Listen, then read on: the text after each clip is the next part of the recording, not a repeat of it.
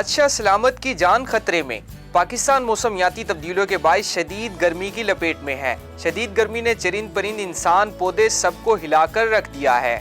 महकमा मौसमियात के मुताबिक अप्रैल के महीने में मामूल से ज्यादा गर्मी रिकॉर्ड की गई, जबकि मई के महीने में भी मैदानी इलाकों में दर्जा हरारत 8 से 10 डिग्री सेंटीग्रेड ज्यादा रिपोर्ट हो रहा है।